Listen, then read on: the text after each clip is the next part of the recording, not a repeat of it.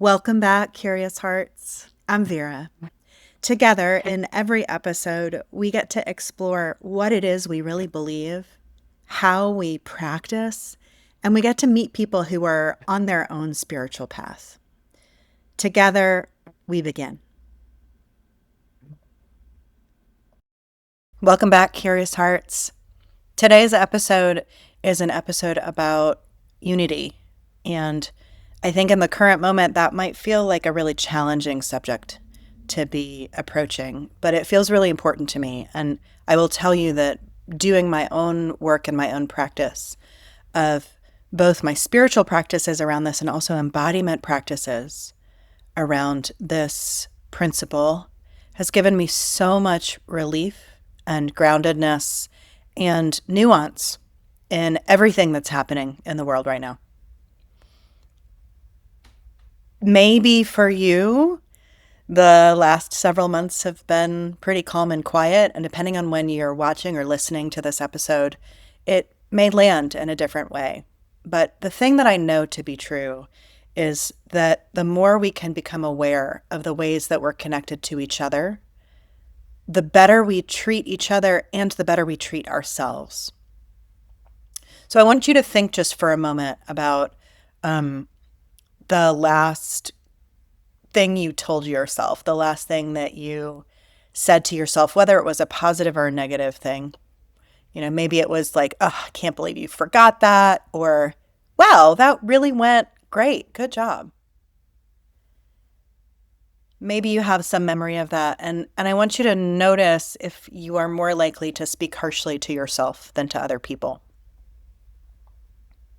I know that I am pretty skilled at speaking harshly to myself, and it's taken many, many years of practice to shift that internal dialogue into something that is more gentle, not necessarily permissive, not, I can get away with anything, because I find that that is also not really helpful, but really loving, even when it's fiercely loving. The thing that I know to be true is when I am treating myself well, when I am kinder to myself, when I'm complimentary to myself, when I feel an inner sense of encouragement and even celebration for the things that I'm doing, I tend to also reflect those same qualities onto other people. So I tend to be more patient with the people around me. I'm more patient in traffic when I'm more patient with myself. I am more encouraging and supportive to people. I find that I am less likely to judge other people if I have been, especially to judge them harshly, if I have been less judgmental to myself. And maybe you have experienced that too. Maybe when you're feeling pretty good about yourself, you also were kind of nicer to the people around you, right? And maybe you have awareness of that, and maybe you don't yet, and that's okay. But I want us to just explore this as an idea, because for me, this is the why. Why this principle matters is because the way that we treat ourselves is the way we treat others. And the way that we treat others is also the way we treat ourselves.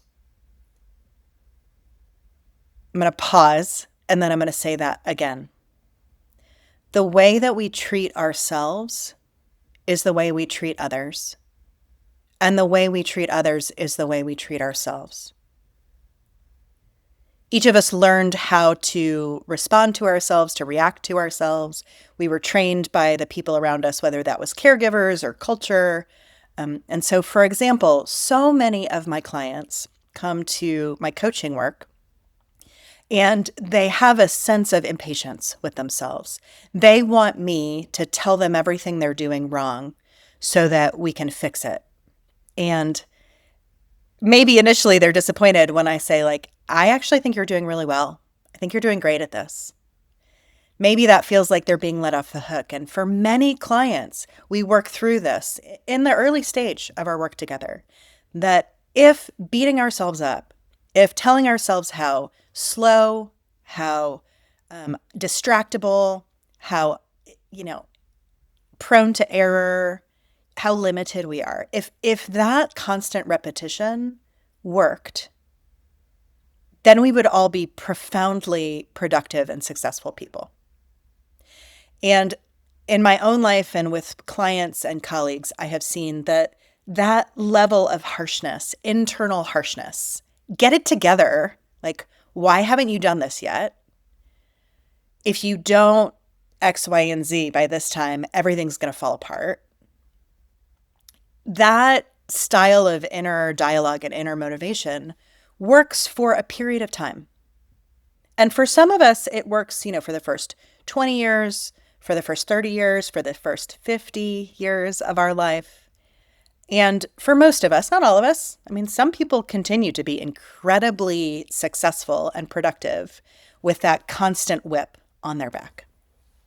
But I will tell you, for me, at some point, my inner spirit broke after driving myself that hard. And I started to believe this voice that said, like, I was slow, I was error prone, I was never gonna get this right. I'm exaggerating, but sometimes we need to exaggerate these voices to really be able to hear them. So if those voices worked, they would have worked already. So if it's continuing to work for you, if it ain't broke, don't fix it. But one of the things that I know is that when I have learned to be more encouraging, supportive, gentle, kind to myself, when I can focus on what I'm doing well, and when I can focus on what I'm doing well and the things that I am feeling successful at, I find that those things continue to expand. And when I'm more focused on my limitations or the things I haven't done yet, it seems easier for me to find more examples of that. We've talked about this when we talked about, sort of point of view and like what the way that we make meaning in our lives. Why am I talking about productivity at the top of this episode? Because the way that we treat ourselves is the way that we treat others. And that, for me, is one of the pieces of evidence that I have used to approach this week's principle, which is that there's only one of us. And we might say, if we were in really new agey circles, we might call this unity consciousness, and that's great. I think there are lots of different ways that people describe it, lots of different vocabulary, lots of different words for it, depending on the tradition that we're operating inside of. But for me, the simplest and the least jargony is always best. And that is, there is only one of us. So now you notice that the reason that I brought up this, like how we treat ourselves is the way we treat others, is part of the evidence of that. That if I begin to be kind to myself, then I'm kind to others. And if I'm harsh to myself, then I'm harsh to others. I find it's much easier to notice when I have become more and more judgmental of the people around me that I'm probably really judging myself harshly. And when I judge myself harshly, things don't go as well. And I am not very nice to be around, and it's not very nice to be inside my skin when I'm constantly telling myself all the things I'm doing wrong. So that's just, you can go with this if you like. For me, this is a really helpful doorway into this notion that there's only one of us. One of my spiritual pre-mentors, we'll call him, is Carl Jung. And the Jungian notion of the mind and of healing and of the sort of nature of the universe has been quite useful to me over the years. And among many other ideas, one of the things that Carl Jung talks about is the collective unconscious. And when I have a really hard time relating to some divine force or, animating principle behind all things, when I'm really struggling to grasp onto something, I find that this notion of the collective unconscious is a really useful and helpful doorway in. So what does that even mean? Well, I theoretically, in modern psychology, I have a conscious mind that, is like, okay, I'm doing this thing, I'm recording this podcast, I look like this, I sound like this. This is what has to happen later. I have all of these like conscious thoughts that are happening, mostly in the front of my brain. And then there's the subconscious, right? Which is, so the underneath the surface, right? If the conscious brain is the tip of the iceberg, underneath the surface is all of this other stuff that's going on. Maybe my anxieties, maybe my hopes for the future, maybe how I'm feeling physically, who knows, whatever is happening in that subconscious space. And I can't necessarily directly always reach that subconscious, but you can kind of tell the direction that subconscious is having.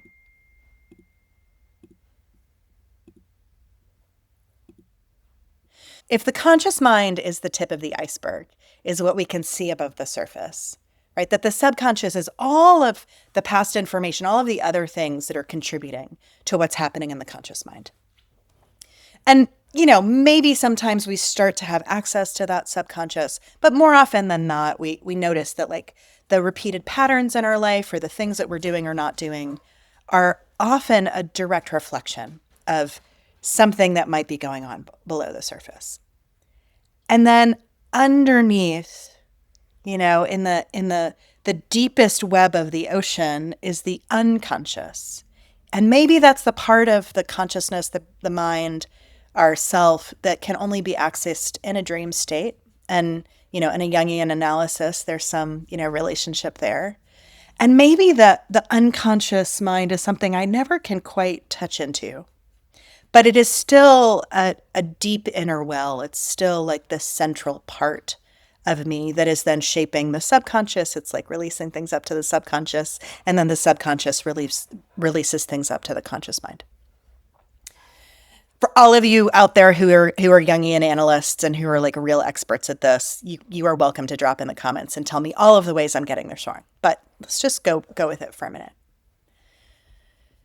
Jung's conception is that once we drop down into the unconscious mind, the unconscious being, we actually have a shared language, right? That like all the way down there at the bottom of this, primordial ocean, all of us are connected. And we're not just connected, but we are actually the same. In the same way that aspen trees, right? Like you may or may not know this about aspens. We also see it with, fungi and stuff like that, that aspens, they grow and they look like individual trees, but underneath the surface of the ground, all of the aspens are connected together. They only have one root system. So each little tree that pops up above the surface is a different expression. It's a different example of the same organism. No, ma'am. We're done. Go away.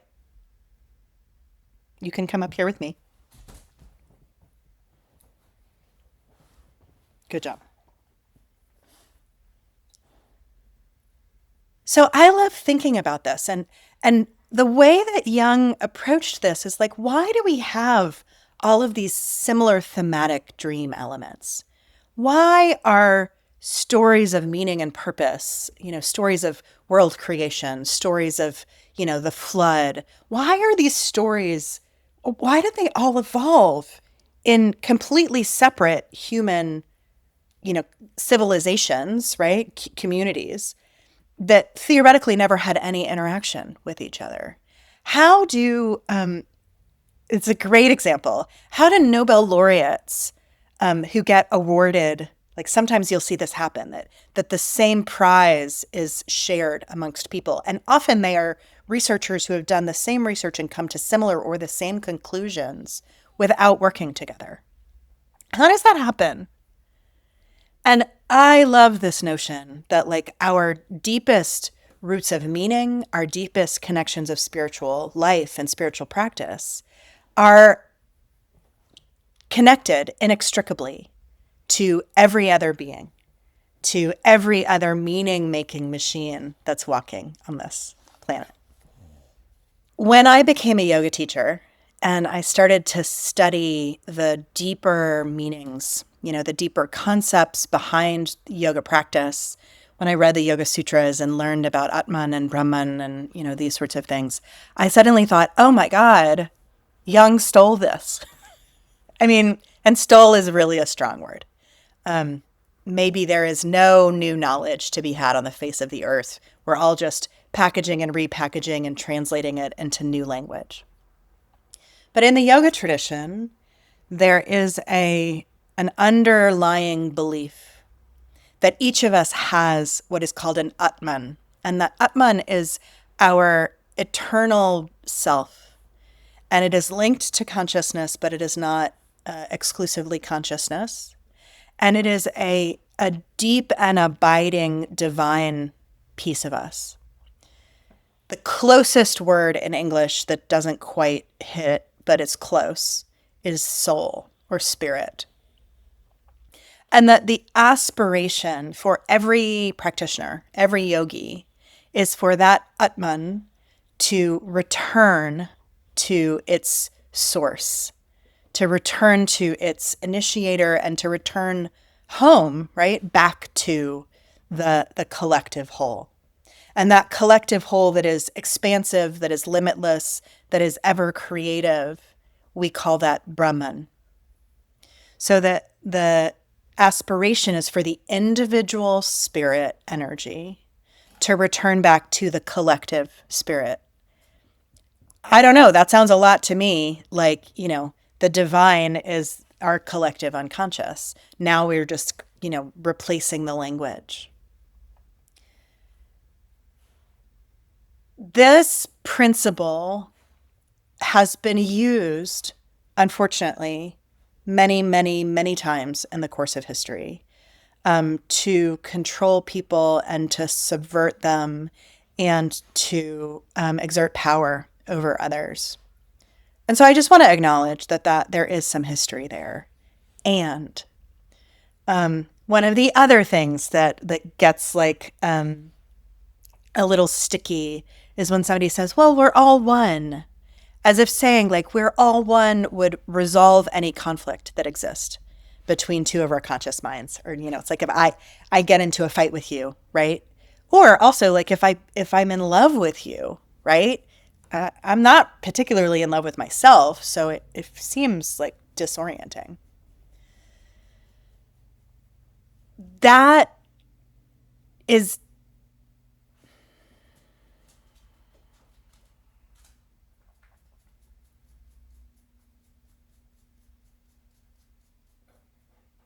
in the yoga tradition, we refer to this as a sense of misunderstanding or like an ignorance to the true nature of reality, which is that we are, in fact, all connected. We are, in fact, all piece of this one divine being that is being manifested in an individual body.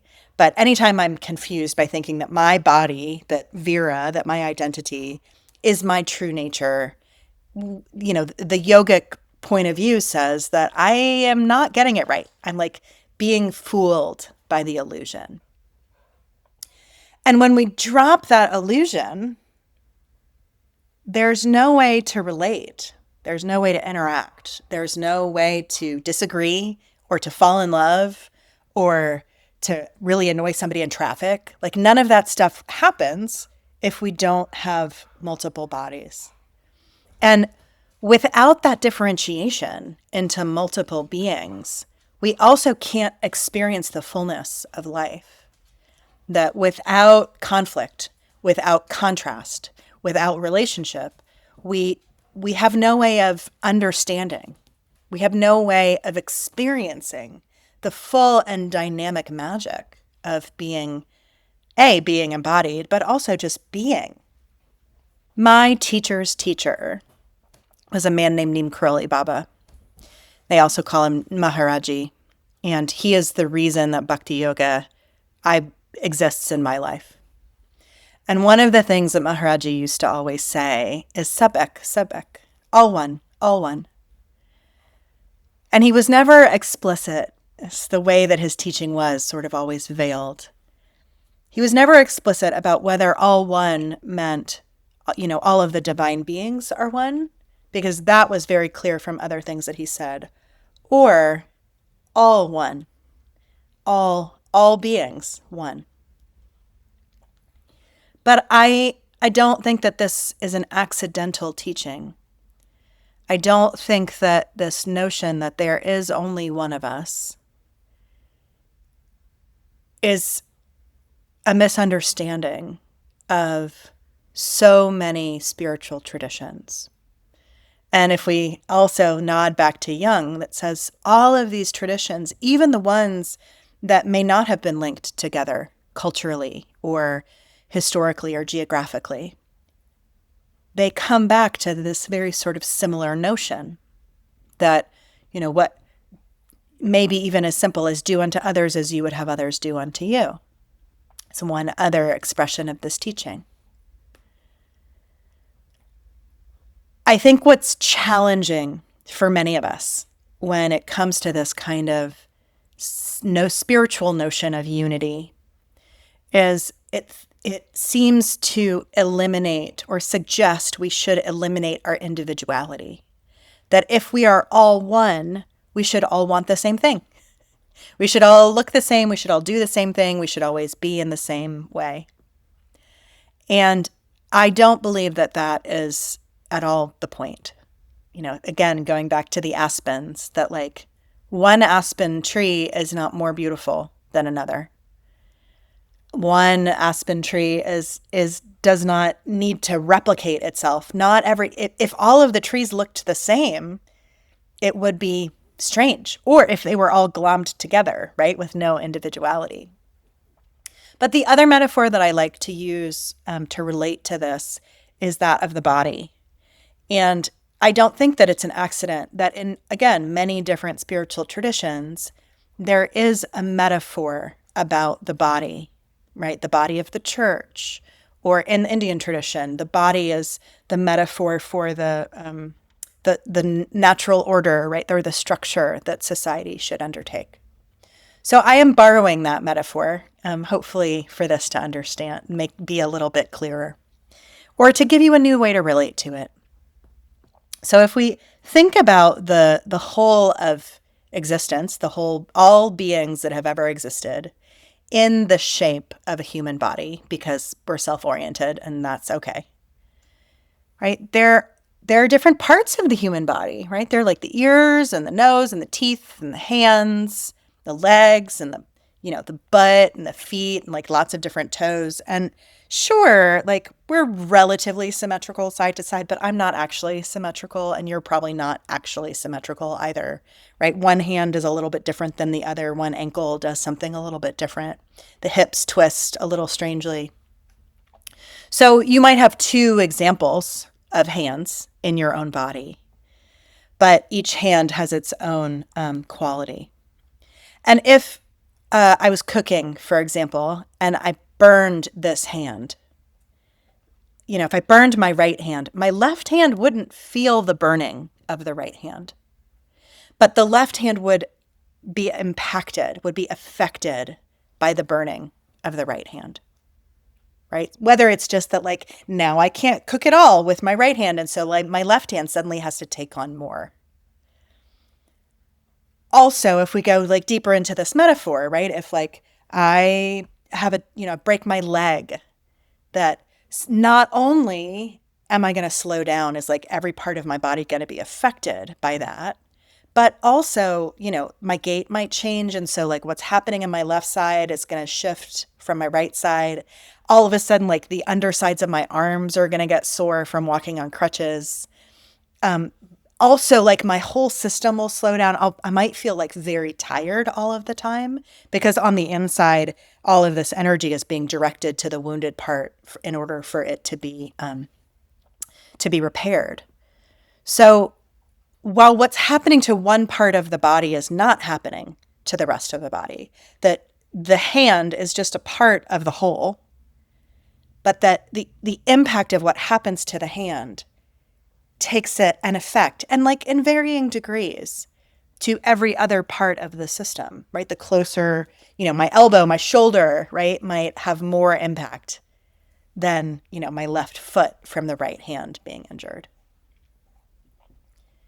If we use this as a way of relating to the whole of beings, right, that the injured part of the collective unconscious, right, or our collective nervous system, our collective connectedness, our unity consciousness, whatever words we want to use to describe this. If one part of us is injured or harmed, the entire system shifts and adjusts to adapt to that. And sometimes that shifting and adjusting looks like another part taking over and stepping to the front of the class, so to speak, and doing more work. And sometimes it will mean that areas near to that, right, will become either hypersensitive or hyper-aware or anxious about what might come. But regardless, like one part of the system being affected, being harmed or helped, healed, every single piece of that echoes out into the entirety of the system. So if there is only one of us, then I think that there are a couple of natural conclusions that come from that. The first is the way we treat ourselves is the way that we treat others because there's only one of us. But also that when I work on my individual healing and well-being, I have some awareness that when I am more operational, right, when I am freer to be myself and to feel and to move in the world, that also that is impacting the whole in a really good way. And when I am really hurt or ill, right, or downtrodden or shut down, that also impacts the whole of the collective. It eliminates this notion of individual healing and collective healing, because it also says that it is just as valuable for me to work on, the collective health and well-being of all of us as it is to work on my individual healing and health. And it also reminds me that if my, quote unquote healing results in someone else's harm, then it is not healing any piece of us. That as a result of this notion, like there is only one of us, all of our personal and spiritual work goes to support the collective healing and wholeness and integration.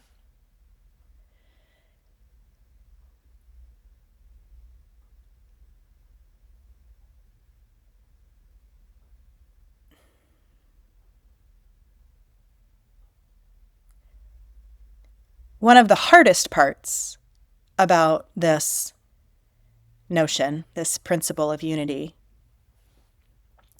is it means that we are connected to all beings. It means we are connected to all beings. It means that we are connected inextricably to the people that we love. We are also connected inextricably to the people that we do not love. We are just as connected to those who are suffering in the world, who have the least amount of power, who are the most in need of help and healing. We are just as connected to them as we are to the perpetrators of great harm.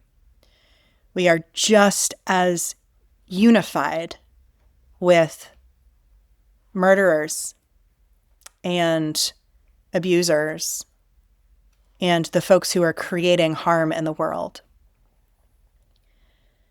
And part of this to me is important to be kind and gentle with ourselves, because some of you might hear this and think that I'm saying like we're all to blame. And side note, I don't believe that blame is particularly useful. So I don't think that that's true. But what it does for me is it allows for an even deeper level of compassion. The old adage that hurt people is true and real.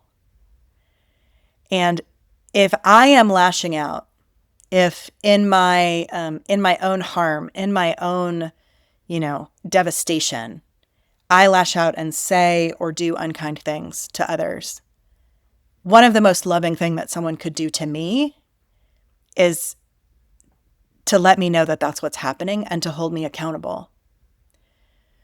So this principle also means that we hold each other accountable to the same standards. And when we see harm being perpetrated, we know that we are connected to all of the people who are involved. And until we can really sit and identify and acknowledge that there is a part of me that is just the same as this part of, the most cruel and evil person you can imagine, as the most extraordinary, generous, saintly person you can imagine, as the, most sick person you can imagine, as the strongest, most triumphant person you can imagine, that we all have this inextricable, unavoidable, unbreakable bond between us.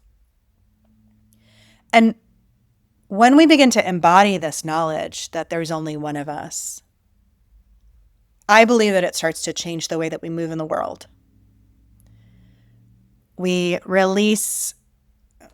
I release a sense of superiority, but also I release a sense of inferiority. That it's possible to compare. I will always be able to compare myself to others, whether positively or negatively. But that it seems silly, or at the very least insufficient. And the final piece of this that I'll leave you with is the way that Ram Dass explains it, which I love. If we think about the ocean, right? The ocean is the ocean. But rising up on the top of the ocean are waves, right? You know what a wave looks like, and waves crashing on the beach, and big waves, out in the deep ocean, and like little bitty waves, and waves that surfers really like, and waves that surfers hate because they're sort of irregular, and or maybe the ocean is quiet today. But that one wave in the ocean does not look at another wave and think like, oh, I'm a bigger, better wave than that wave. Oh, as Ram Dass puts it, oh, that wave has too many bubbles. It should have fewer bubbles. If it had fewer bubbles, it'd be happier. They're just their own selves with a deep acknowledgement, right? They're all returning back to that same immense, extraordinary force. I want you to think about maybe someone who has been causing you some heartache or trouble lately. And just for a few moments, try this notion on for size that there's only one of us. And notice if that shifts your perspective towards yourself or towards them. Notice if it allows you to have a little more compassion for everyone involved. Not just because we begin to cultivate a sense of compassion for all beings, naturally as a result of this principle, but also because we know how much we suffer when we harm others. And we see how pointless it is. We see how self-harming it is to harm others. And I believe that when we can really sit with the immensity of that, there is nothing that arises other than compassion, other than a sense of tenderheartedness, of deep welling up of sweetness and love, at least compassion, if not love, that you could do such a thing. You could do such a thing and misunderstand your own nature and the nature of the people around you, the beings around you. And so that compassion, out of that compassion comes a sense of kindness and connection, a longing, a desire for all beings to be well, all beings to be free. And a commitment to work towards those things also arises naturally as a result of this principle. So if you are listening when this comes out or shortly afterwards, you are, and in the Northern Hemisphere, you are entering into this holiday season. And as you enter into the holidays, I hope you'll consider, maybe as you're engaging with your family or your friends, or no matter what is happening around you, that when you find yourself being especially harsh or judgmental towards yourself or someone else, that you will reconsider and that you will put on this lens of maybe, what if? What if there's only one of us? What if we really are unified, even if we can't always see it? I wish you deep blessings and deep peace of heart and the warmest wishes in whatever season of your life you are in. And I'll see you next time. Thanks for tuning in, Curious Hearts. If this episode was useful, I hope you'll follow the show or leave a review or share it with somebody who you think needs it. And if you're craving support on your own spiritual path or seeking some meaningful work, you can find ways to work with me at veralester.com. Otherwise, until next time, please stay grounded in that curiosity that you've got and keep turning towards what matters. See y'all soon.